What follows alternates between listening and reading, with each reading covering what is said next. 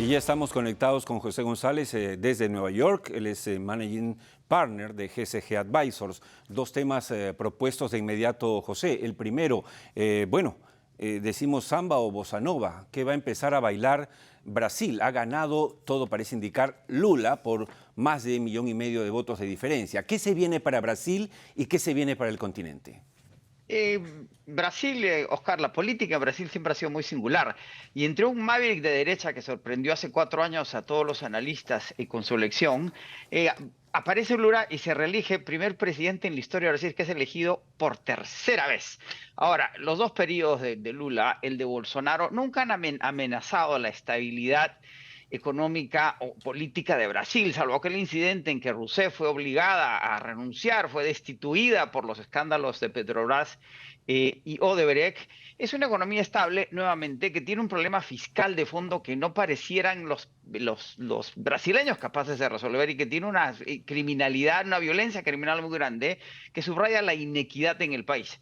¿Y acaso eso haya sido el resultado de esta elección? El gobierno Bolsonaro fue muy populista y demagógico y optamos por una opción, por aquello que te mencionaba el presidente del CADE y que es el fenómeno latinoamericano en general, con esta nueva ola de una socialdemocracia radical, de apostar por el valor compartido de la agenda social en la América Latina de la pospandemia. Gran reto para Lula va a ser gobernar con un legislativo en el cual la En mayoría contra. bolsonarista va a Así ser es. particularmente difícil por su base religiosa. Y un punto más en lo que nos concierne a tierra adentro, decía el New York Times el fin de semana que era una elección fundamental por la protección de la Amazonía. La presidencia de Bolsonaro ha sido depredadora de la Amazonía y Lula ha prometido preservar la Amazonía, que es el pulmón del universo, más aún con la presión de reducir las emisiones de carbono en la transición energética. Va a haber tiempo para analizar. Obviamente, aquí hay inversiones brasileñas, como las de Votorantim Metais, por ejemplo, a través de Nexa Resource,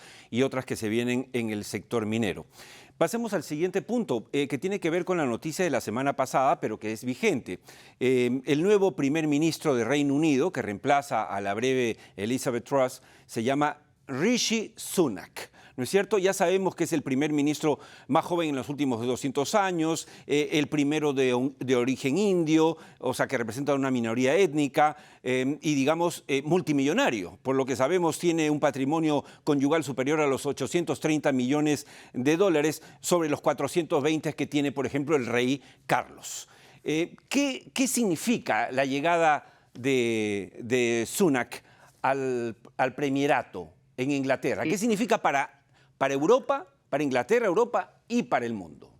Según Bloomberg, la promesa de Sunak es restaurar la responsabilidad fiscal y financiera en el Reino Unido para calmar a los mercados. En la medida que se mantenga ese compromiso y el del Banco Central de Inglaterra subir las tasas de interés, lo que amenaza una recesión en Inglaterra que podría ser más severa que en el resto del continente. El mandato inmediato es restaurar esa confianza en los mercados en base al mini presupuesto que generó la crisis, la devaluación de la libra esterlina y la caída en las bolsas de valores de Inglaterra, pero el problema de Truss, que generó Truss o que implementó Truss en su presupuesto, va más allá de ella misma.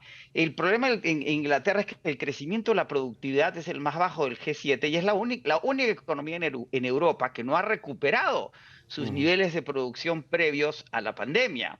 Sunak, por quienes los conocen, es un buen administrador y sus recetas para el crecimiento son sensatas: incentivos a la inversión, mayor gasto público en investigación y desarrollo y una agenda adecuada para el desarrollo de habilidades laborales.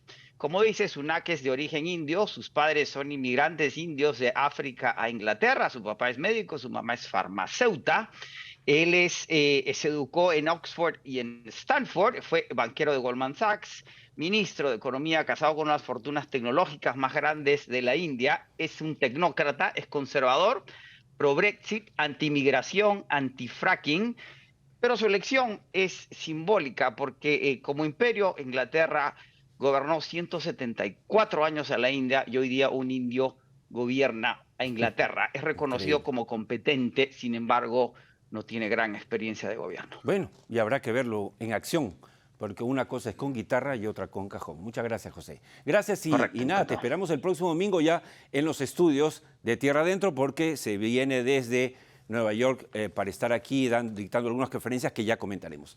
Hasta entonces, José.